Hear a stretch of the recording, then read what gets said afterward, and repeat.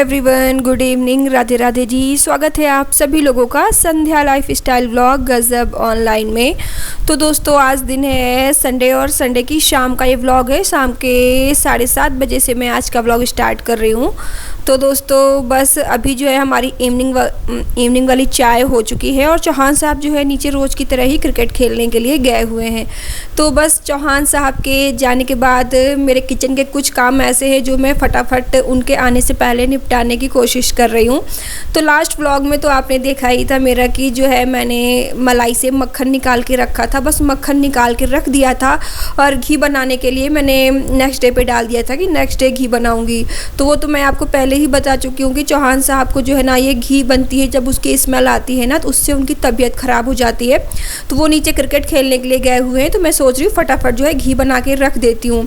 तो कहते हैं ना कि कभी कभी जब काम की जल्दी होती है कि जल्दी जल्दी काम करो तो काम और बढ़ता है। तो मैंने यहाँ पे फ्रिज में जो है ना कल मक्खन रख दिया था और निकालना भूल गई दोपहर में कि दोपहर से निकाल के अगर रख देती तो ये सॉफ्ट हो जाता। तो मैंने अभी निकाला है तो बहुत ही हार्डली ये जमा हुआ था। तो मैं इसको जो है हाथ से फोड़ के इसको नरम कर रही हूँ कि पहले इसको अच्छे से नरम करके मक्खन निकाल लेती हूँ। तो बस यहाँ पे मैंने थोड़ा सा गुनगुना पानी डाला कि गुनगुना पानी डालने से थोड़ा सा नरम हो जाएगा और अच्छे से समेट जाएगा। और इसमें छाछ अलग कर दूंगी, मक्खन अलग कर दूंगी। क्या है ना जिसकी जो छाछ होती है ना तो बाद में जैसे कढ़ी है, रायता है या बेसन की कोई भी सब्ज़ी जैसे हम लोग बनाते हैं तो उसमें काम आ जाता है। तो बस यहाँ पे फटाफट जो है ना मक्खन और छाछ में अलग कर ले रही हूँ। मक्खन तो कल निकल आया था लेकिन जम गया है ना तो बस 2 मिनट में अलग अलग हो जाएगा। और बताइए घर के कुछ काम ऐसे होते हैं ना कि इंतज़ार करना पड़ता है कि पतिदेव घर के बाहर जाएं तब मैं फटाफट ये काम करके निपटाऊं।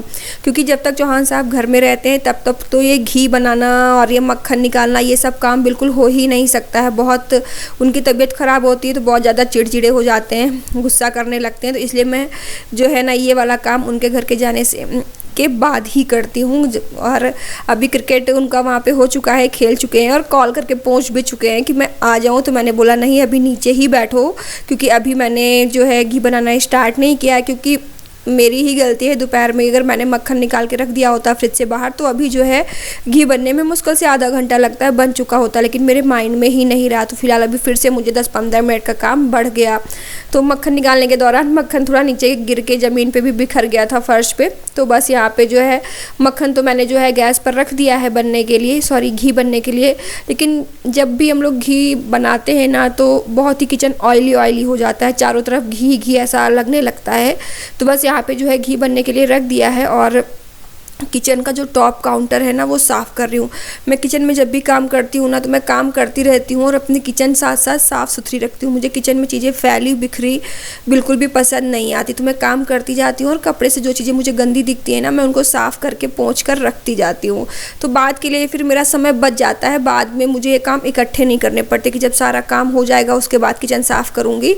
तो इन चीज़ों से बच जाती हूँ। तो फिलहाल यहाँ पर जो है घी बनना शुरू हो गया है और मैं जो है पूरे घर के खिड़की पर्दे सब ओपन कर दे रही हूँ। तो यहाँ जो सामने ड्राई बालकनी है इसकी भी खिड़की और पर्दे ओपन कर दिया है। हॉल और बेडरूम हर जगह के पर्दे ओपन कर दे रही हूँ ताकि क्या है चौहान साहब आए ना तो घर में बिल्कुल स्मेल ना आए। और फ़ैन भी ऑन कर दिया है और चौहान साहब भी नीचे फ़ोन करके कह रहे हैं कि पूरे घर के पर्दे ओपन कर दो, फ़ैन ऑन कर दो ताकि उसकी बदबू ना आए। और घी बनने के बाद पूरे घर में अच्छे से जो रूम स्प्रे होता है ना वो कर देना। तो मैंने कहा ठीक है। तो बस यहाँ पर जो है मैं घी बना रही थी और इसको बनने में जो है टाइम थोड़ा सा लग जाता है। तो बस एक बार इसमें बॉईल आ जाए तो उसके बाद जो है ना गैस धीमी कर देती हूँ और बीच बीच में चलाती रहती हूँ और ये पकता रहता है। क्योंकि कंटिन्यू अगर मैं इसके पास भगोने के पास खड़े होकर कंटिन्यू मैं यहाँ पे खड़े होकर बनाऊँ ना तो मेरा पूरा आधा घंटा वेस्ट हो जाएगा। तो वही आधे घंटे में मैं अपने बाकी के काम निपटा लूँगी। तो बस यहाँ पे जो है घी को जो है गैस धीमी कर दी है, धीमे धीमे पक रहा है। तब तक दोपहर के धुले बर्तन रखे हुए थे तो मैं सोचा चलो सबसे पहले जो है बर्तन स्टैंड पे सारे बर्तन सेट कर देती हूँ, डलिया बालकनी में रख देती हूँ ताकि थोड़ी हवा लग के वो भी सूख जाए। और अभी जो है कल जो है मैंने सोचा कि मूंग की दाल की सब्ज़ी बनाऊँगी। रोज़ रोज़ ये घर वाली दाल सब्ज़ी खा खा के ना बहुत ही मन उब गया है। तो मूँग के जो है कोफ्ते बनाने वाली हूँ मैं कल। मेरे घर पर मेरी मम्मी मेरी सासू माँ बहुत बनाती है और बहुत टेस्टी बनते हैं। तो बस मैंने मूँग की दाल भिगो कर रखी है, साफ़ भी कर ली है। तो बस ये घी बनता रहेगा। बर्तन स्टैंड में बर्तन सेट करने के बाद बस मुझे एक काम और है, मूंग दाल पीस कर रखनी है। तो घी बनता रहेगा और फटाफट मैं अपने जो ये साइड वाले काम है ना, फटाफट मैं ये भी करके निपटाती जा रही हूँ, ताकि मुझे भी जल्दी से कामों से फुर्सत मिल सके। सो गाइस, तो फाइनली घी बनाना स्टार्ट कर दिया है, बन रहा है, जल्दी से बन जाए, क्योंकि चौहान साहब नीचे क्रिकेट खेलने गए थे, क्रिकेट खेल चुके हैं। मैंने उनको बोल दिया था कि ऊपर आना तो कॉल करके आना, नहीं तो फिर घी बनता रहेगा तो मेरी स्मेल लगेगी तो फिर चिल्लाओगे, गुस्सा होगे मेरे ऊपर। तो फिलहाल अभी तो आधा घंटा लगेगा घी बनने में। तब तक मैं जो साइड वाले काम होते हैं किचन के, मैं फटाफट वो भी करती जा रही हूँ साथ में।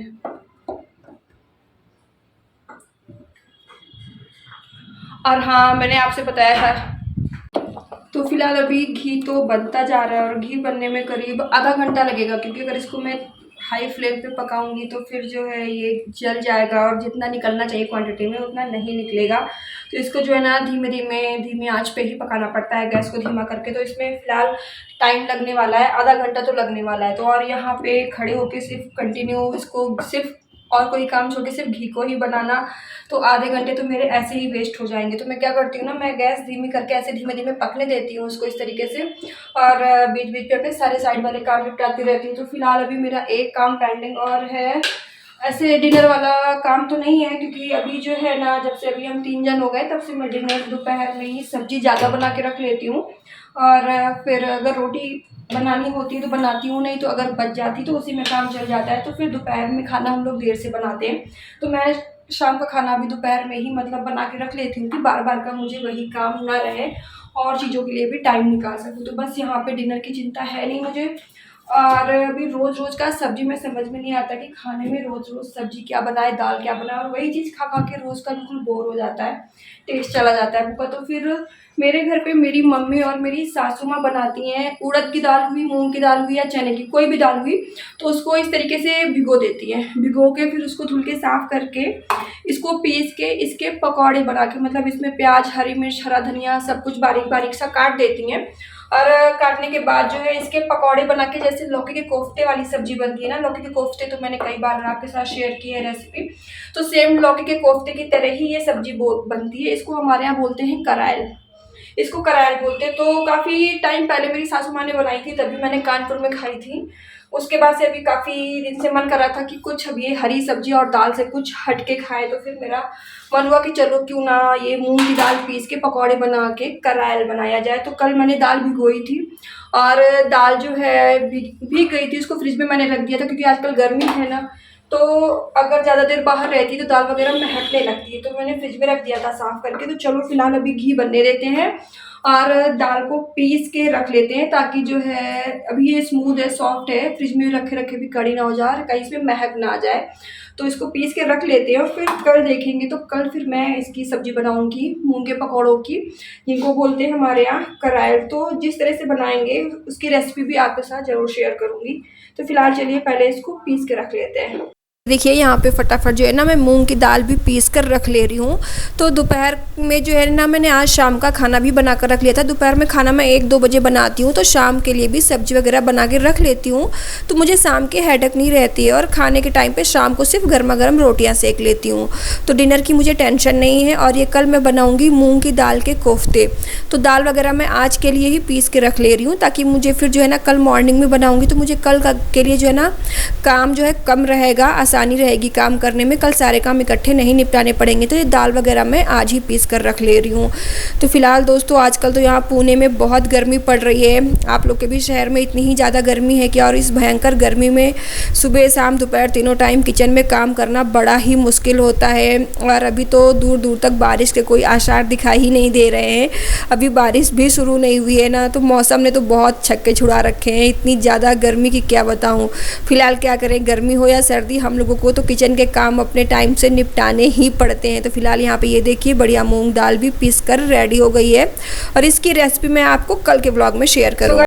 सो गाइस दाल पीस के तो रेडी हो चुकी है, लेकिन दाल बिल्कुल सही समय पे पिस गई, क्योंकि जैसे ही दाल पीस के मैंने जार हटाया लाइट वैसे ही चली गई। देखिए चारों तरफ अंधेरा अंधेरा हो गया, तो बिल्कुल सही समय पे दाल मैंने पीस ली, नहीं तो पता चले कि पीसते पीसते कहीं लाइट चली जाती तो मेरा जार और मिक्सी दोनों ऐसे ही फंसे रहते और मेरा काम भी रुका रहता।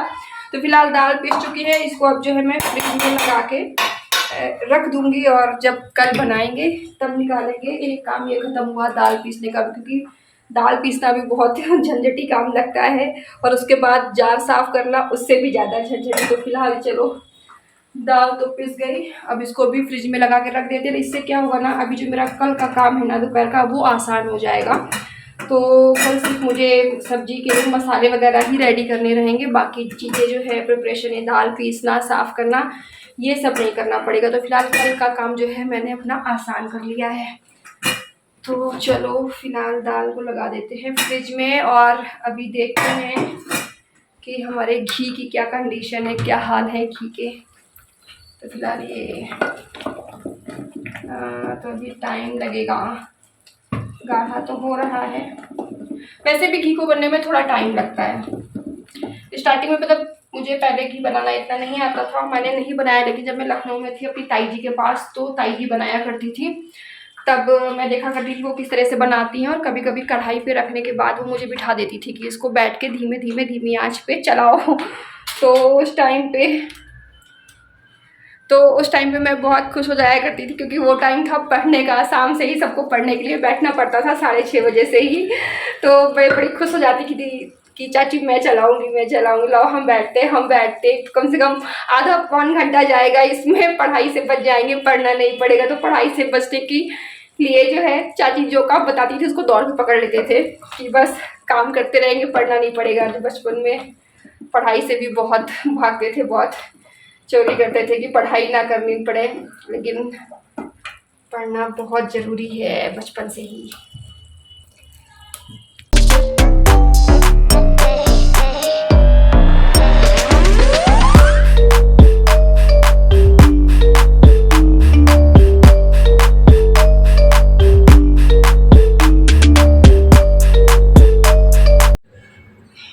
तो गाइस तो फिलहाल घी बनाकर रख दिया है, घी बन गया है, बहुत बड़ा काम हो गया है। बेचारे चौहान साहब नीचे टहल रहे हैं, 2-2.5 घंटे से बार बार कॉल करके पूछ रहे हैं घी बना कि नहीं। तो फिलहाल अब घी बनाकर रख दिया है और सुमित के लिए पानी लेके बॉटल, मैं भी जा रही हूँ नीचे, थोड़ी देर नीचे टहलूँगी, घूम फिर के थोड़ी देर टहलने के बाद फिर ऊपर आएंगे। चलो थोड़ी देर हम लोग भी चलते हैं नीचे और थोड़ा सा करते हैं वॉक। हवा कितनी तेज चल रही है, तो फिलहाल ये देखो चौहान साहब का आज हो गया है घर निकाला। ये जो है घर से 2.5 घंटे से बैठे हुए हैं। अभी जाओगे ना तभी थोड़ा थोड़ा महकेगा, थोड़ी थोड़ी स्मेल आएगी, घर चल के थोड़ा परफ्यूम छिड़क देना है इधर, तब नहीं महकेगा। तो फिलहाल हवा बहुत बढ़िया चल रही है, इतनी तेज़ हवा चल रही है, मैं कभी वगैरह आई हूँ, पर्दे और सामान धड़ गिरने लग रहा है, हवा इतनी तेज चलती है, हवा का प्रेशर। फिलहाल नीचे बहुत बढ़िया लग रहा है। तो ये बेचारे 2.5-3 घंटों से यहाँ बैठे हुए हैं। चलो अब थोड़ी देर मैं भी इवनिंग वॉक करूँगी, खाना वगैरह तो बना ही रखना है, उसके बाद फिर टहलने के बाद जाएंगे ऊपर। तो गाइस तो अभी रात का बज चुका है 8 और टहल के आते थोड़ा सा और वो आ गया पैसा अकाउंट में। चौहान साहब अपने घर पे बात कर रहे हैं। तो फिलहाल अभी रात का 8 बज चुका है और इसके साथ ही चलिए मुझे भी यहीं पे ब्लॉग स्टॉप करना चाहिए। चलिए आज का ब्लॉग यहीं पे स्टॉप करते हैं।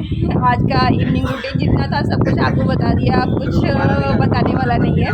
तो फिलहाल चलिए अभी अब मिलती हूँ आपसे कल के ब्लॉग में। चलिए आज का ब्लॉग यहीं पे स्टॉप करती हूँ और मेरे जो न्यू व्यूअर्स हैं और न्यू फ्रेंड फैमिली जो भी है, जो मेरे चैनल पे पहली बार विज़िट कर रहे हैं, तो प्लीज़ मेरे चैनल को सब्सक्राइब कर दीजिएगा, बेल आइकन को प्रेस कर दीजिएगा और मेरे वीडियोस को ज़्यादा से ज़्यादा शेयर कीजिएगा। चलिए फिर मिलती हूँ आपसे एक और नया ब्लॉग में, तब तक के लिए स्वस्थ रहिए, मस्त रहिए और tata bye bye, Radhe Radhe.